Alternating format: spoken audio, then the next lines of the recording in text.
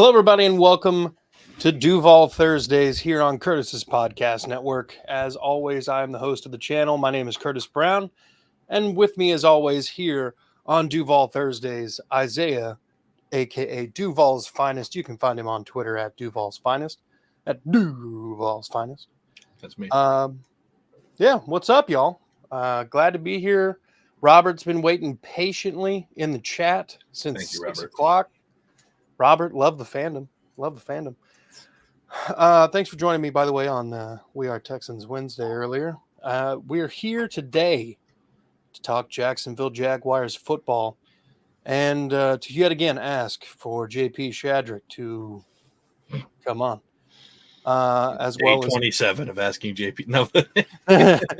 No, there's another group of podcasters that have been spamming JJ Watt every day, trying to get him to come on.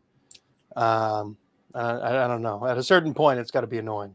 JP, you're cooler than JJ Watt, so you should definitely come on here because you're cooler. Yes. So yeah, we're gonna be talking all about the Jags all dang podcast long. So if you got any questions, comments, or concerns about your Duval's team, drop them in the comments. We'll try to get this channel to grow. We're at 358 at the time of this recording, and we're trying to get to 1,000. So if you could subscribe, share with your other Duval brethren, and help us grow, help us get along the way. Let's get it. So first off, let's talk about preseason game 1 against the Dallas Cowboys. There's a very excited dog in your background. Yes. Stop being excited. Now there's a melancholy dog in my back. No. I mean, he must have been excited for Duval Thursday anyway. So it's hard not to get, hyped up for this. Fuck Dallas. Yes, that is the correct response. Podcast over. We're done. Yeah. That's it, folks. So what were your main takeaways from what you saw in the Jags Cowboys preseason game? What did you learn anything about some of these younger guys? Have you watched anything breaking down the film since then?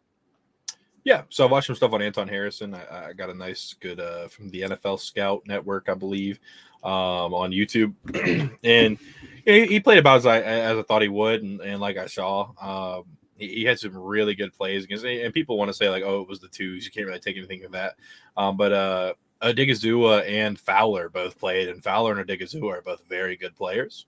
I mean, Fowler had 8 or 9 sacks last year for the Cowboys, but he's no scrub.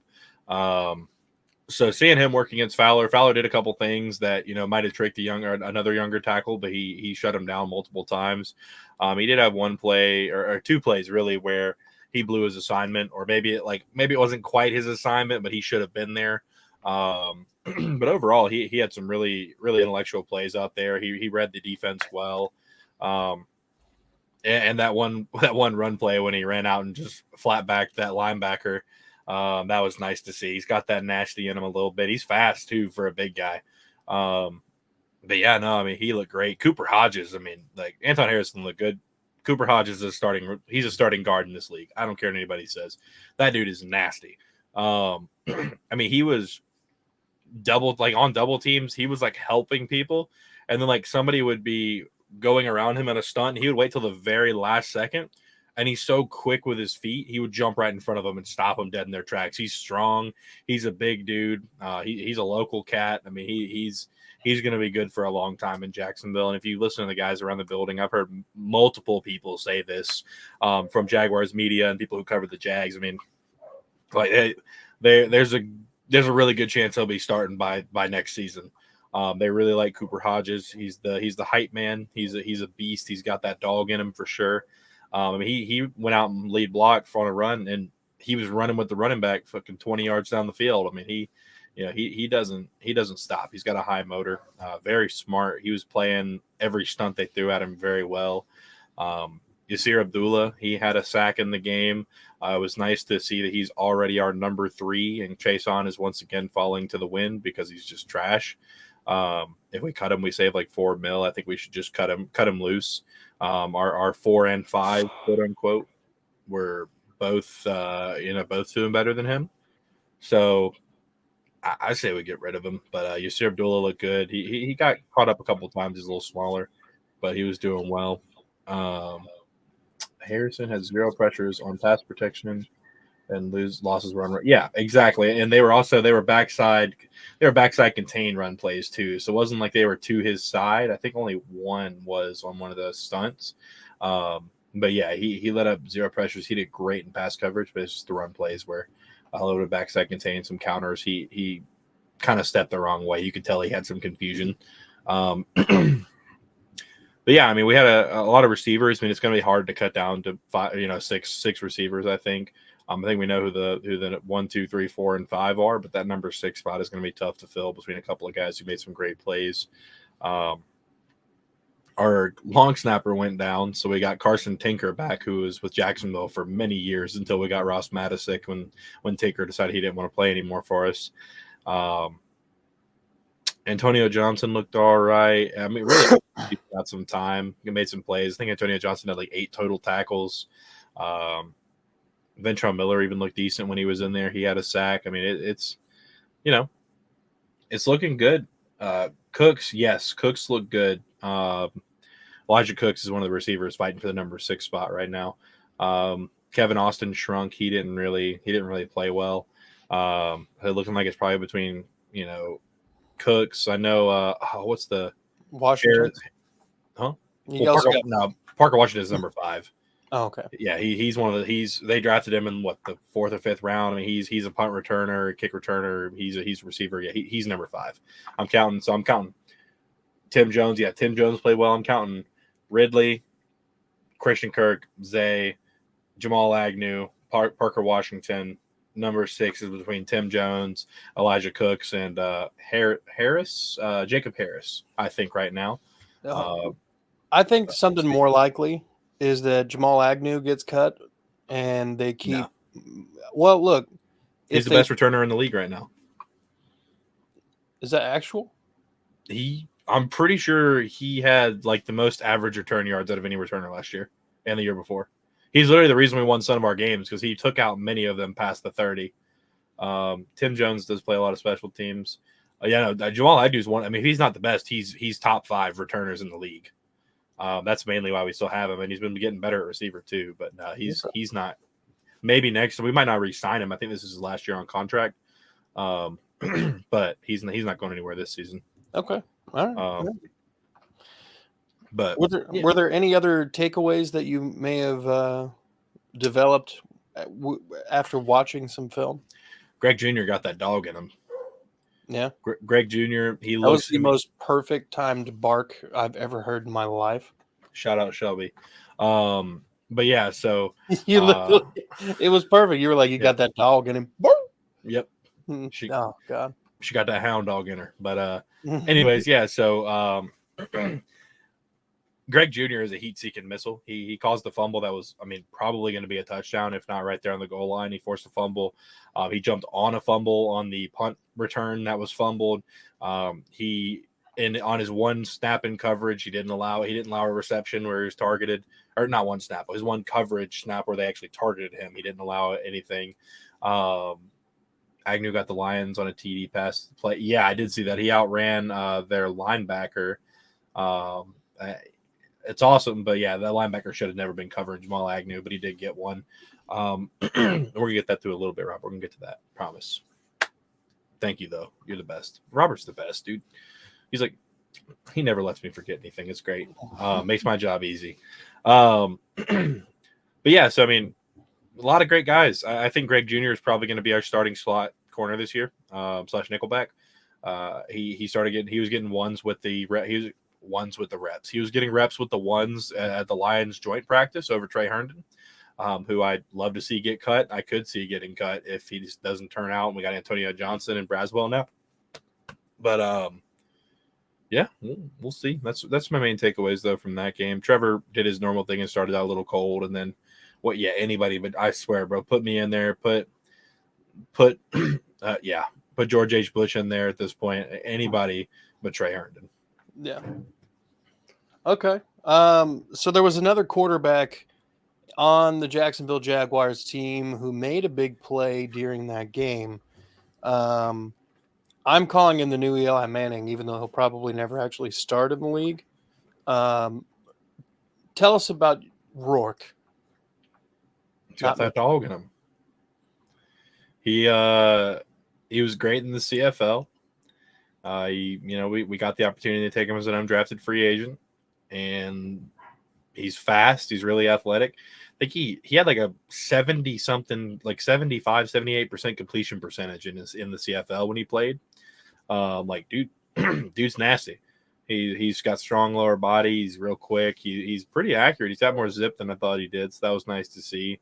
He had that one play that reminded me of the Gardner Minshew in Denver play whenever he scrambled out and then found the running back in the back of the end zone. Yeah. But yeah, I mean, he doesn't quit. He's fighting for a spot, and honestly, I think that as of right now, I would rather have him over CJ Beathard. By all accounts, Beathard has outperformed in practice, but Rourke definitely outperformed him in the game. It's hard to say right now, but I like Rourke a lot. I think he's got a good work ethic. If he plays too good, I'd rather see him starting somewhere else, but having him as a backup would be great. Yeah. Joint practice takeaways. How have they been going with the Lions? Are they in Detroit or in Michigan? They're in Detroit, yeah. Okay. How's that been going? Has anybody? Robert already mentioned that Agnew got that TD pass in practice. So, scheme for Saturday: Evan Ingram and Prince all day. Ridley because Lions can't. Oh, nice, yeah. Yeah. Lions have a very weak linebacker room. Yep. They're very young as well. So joint practice takeaways. What's up? So there's been some chirping back and forth between Ridley and Chauncey Gardner-Johnson, who's been chirping with all our receivers, and they've been getting the dog shit whipped out of him in the secondary. So, he can keep chirping, but he's going to keep on tucking his wings and flying home every night. So that's cool. Calvin Ridley got deep on like an 80-yard touchdown. The tight ends have been going off like Robert mentioned. I mean, Agnew got a touchdown. I've heard the running backs are looking good. Our defense is looking good. The first pass play of the team, 11-on-11, Devin Lloyd got an interception on Jared Goff. The linebackers have looked good. Running backs, secondary, just everything's looked good. Even the Lions media personnel are saying that, I like that. We're on the field. Hell yeah. But yeah, so like even the Lions media personnel was like, like the top defense of the Jags, and talking about how like the Lions, Jared Goff hasn't played well, but the Jaguars still deserve their credit. They're putting up a good fight. And, it's been nice. I mean, it's nice to see us against other people rather than our own. And I know there's been some clips coming out of Harrison. I mean, he on the clip that I saw of Harrison, he completely stopped Aiden Hutchinson in his tracks. He seems that he has really good hand placement. He's really good when he sets his anchor and not moving. He hasn't even really hit his man strength yet. I mean, he's still got a lot of growing to do in the strength department. Fortner's look better. Hodges continues to impress. I mean, it's been nice, man. It's nice to see him against somebody else. They can lay somebody out on the other team. I don't really care because they get hurt, whatever. Not that I want people to get hurt, but it's I'm sure they've been itching for it. Yeah, no, I mean, I remember when I was playing, it was always something. It was always nice to finally start hitting different colored jerseys. Mm-hmm. Just taking it out on them. The elation they must be feeling. But I imagine that'll make the preseason game this weekend a little bit more chippy. I've noticed that when you have a joint practice with a team you're about to play, usually not the Jaguars specifically, but I've just noticed this across the league. Those games are more chippy because you spent more time with them rather than just like a normal preseason game. So I'm interested to see in that department. I'm interested to see the kind of rotation that happens in preseason game too for the running backs. Mm-hmm. I want to see all of them get some carries. I'm interested to. I didn't get to watch any film on this on the Jags Cowboys game, so I'm kind of gonna have to get into that soon. I've been stuck watching stuff about Stroud and Tank Dell. Dell looked good. Dell looked amazing, but Dell looked really good. It'll take time. I think that was the twos. I mean, Jalen Mills is one of their starters, but some of those guys were twos, and it'll just take time. It's not going to be a day one impressive kind of thing. Jags are chill. Lions hitting with no pads, dirty. Okay. I mean, yeah, it's hard to not be chill when you spend 90% of your time in Florida. Unless you spend 100% of the time in Florida. I do. I feel like that's where people, like, you spend too much time in Florida, you just turn into Florida man. How long you got left till you Florida man? Me? Yeah, have you ever been a Florida man yet? I was born in Florida, my guy. No. I was born from the Florida. I am the Florida. No, I mean, like, you ever had a newspaper article written about you titled "Florida Man Does Something"? Not me, no. Oh, thank God. Not yet. There's hope. Okay. So, Florida man, first to shoot AR-15 with penis. No. While reeling in a sailfish. I thought it'd work a little different. Are there any players in the AFC South that have caught your eye in the first preseason week? I guess we'll do this as an impromptu King's Court. Not really. Tank Dell. I mean, I like Tank Dell. The corners for the Colts didn't look too bad. They look pretty all right. Brent Rush. Huh? Yeah. Yeah. The quarterbacks didn't look good. No. Levis, everybody was literally riding his junk, and then he goes out there and throws a deep interception. Yep. Like, bad interception too. Like, it was, receiver was nowhere in the zip code. Bro had to pay fucking out of country dialing on that one. Like, that one was bad. Yeah, I just really wasn't impressed with the quarterbacks. I think that I can't really.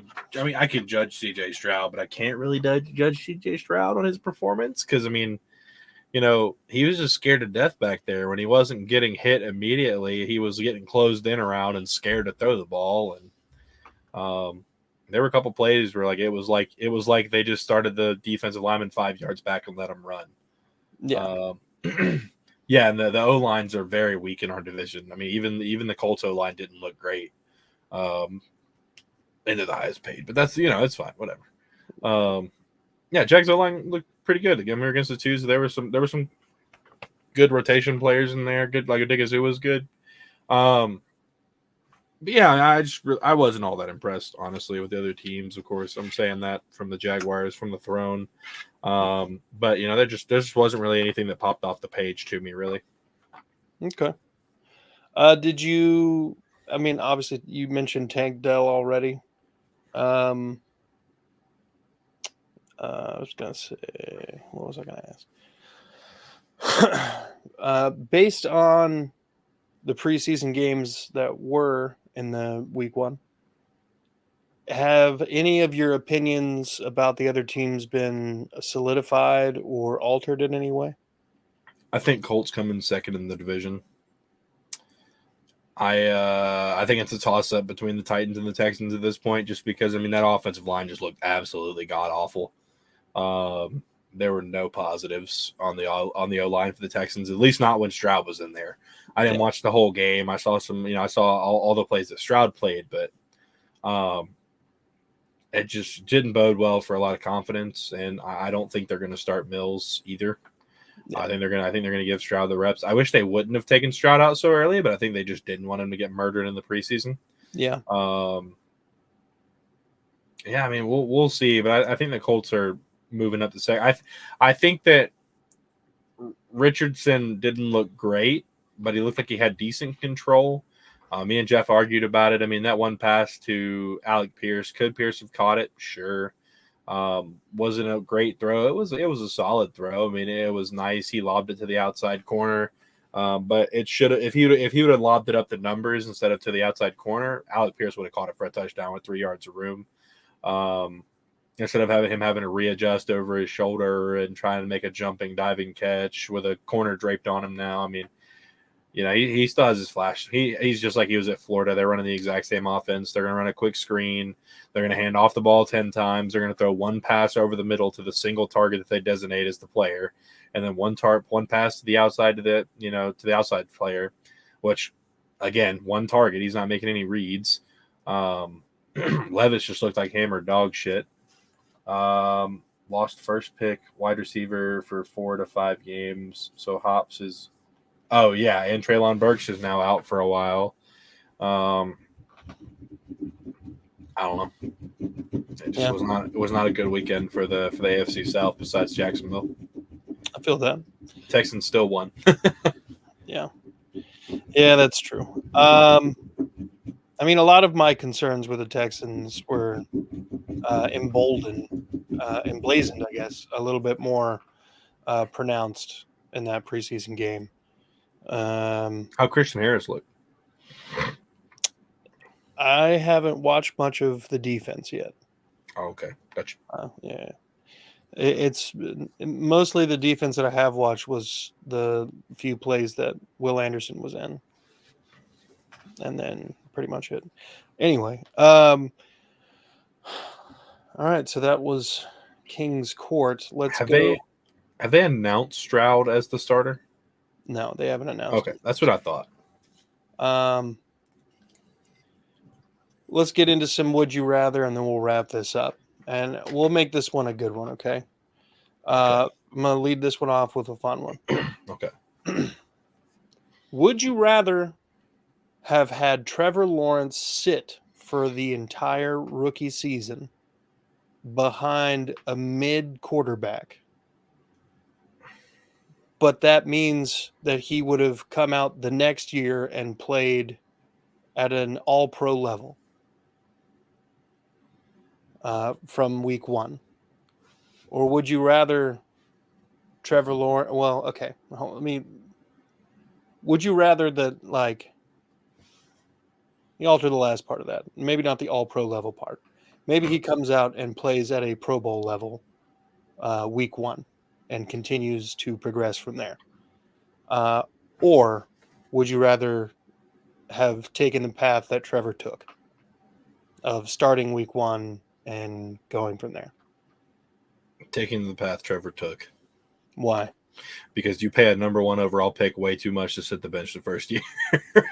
See, here's the fun part. Most of the time when franchises talk about, oh, we've got a rookie quarterback on a rookie deal, that's because they're so cheap. Even if he is the number 1 overall pick. Yeah, but the signing bonus is like $39 million. Well, that's like basically the whole contract. I know. I'm aware. Yeah. So also, too, Robert made a good point, too. Lose with Urban because he's never lost before. That's a good point, too. Yeah. But here's the thing. I'm listening. If you look at the quarterbacks that have been sat behind somebody who's average to good, they typically do better when they go in. Mahomes' first game as a starter, even though it wasn't at the beginning of the next season, was at the end of a season where he sat behind Alex Smith and then went out and just torched whoever it was that they played. And then that gave everybody hope for the next year and kind of allowed Kansas City to make Alex Smith expendable, even more so than he maybe already was. So that's a recent example of it working. I'm of the camp that you let him sit, because I wonder what Trevor would have looked like if he didn't have to go through the confidence killing experience of that year 1 Urban Meyer debacle. Because there's no way he left after that season and was like, I'm going to be good for like the foreseeable future. Of course he did. I don't know, man. I mean, like, look, if four interceptions in the first half of a game couldn't flap him, he's unflappable. Yeah, but that's already after he had immensely improved throughout the year. And but it's 4 interceptions. I understand that where he's at right now. But what if you could have had that level of performance already happening like by like week 11? He wouldn't have. I mean, I get who you guys played to start the season off last year, but if you get Trevor Lawrence at the end of the season, if you get the same Trevor Lawrence you got at the last few games of last year sooner, I think that benefits the team, generally speaking, rather than, having to win 6 games in a row or whatever it was to win the division. It could have been you guys had like 12 wins to begin with, and it was never really a contest. No. Nope. I want Trevor Lawrence to go through the same path he already went through. Interesting. What if it, in the long term, ends up shortening his ceiling? Don't care. We're winning the Super Bowl either way. All right. Would you rather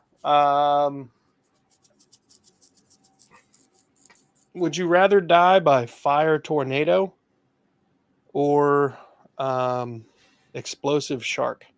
Explosive shark. Explain. I like sea animals. You know this.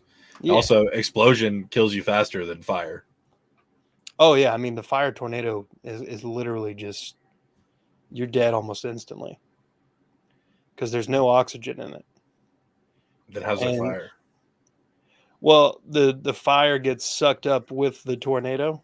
The tornado's literally, the suction in the tornado will pull the oxygen out of your lungs anyway.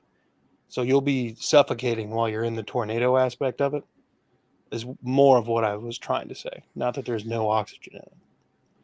But yeah, but sharks are cooler than tornadoes, so I don't know. I mean, they're both equally pretty cool, but I think they're leagues different, I guess, in another way. One's a natural disaster and one is a fish. So both can ruin a trailer park. So yeah. All right. Would you rather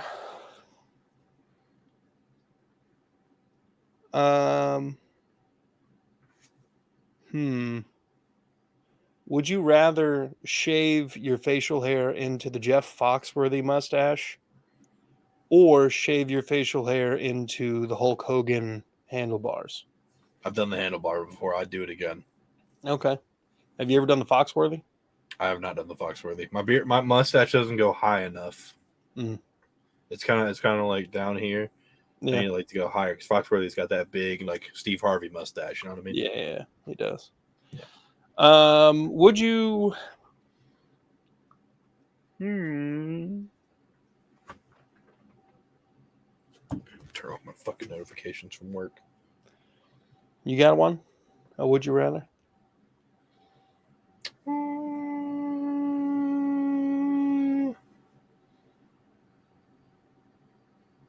No, not right now. I can't really think of anything. I can't either. All right. Well, this has been Would You Rather. This has been Would You Rather. Wa-na-na-na-na. I'm gonna make that a theme one day. It's gonna exist. Well, I think we're gonna go ahead and wrap it up here, folks. Robert, thanks for being in the chat and active as hell. Thanks, Robert, my boy. Isaiah, thank you for your time and your Jags insight. Folks, be good people.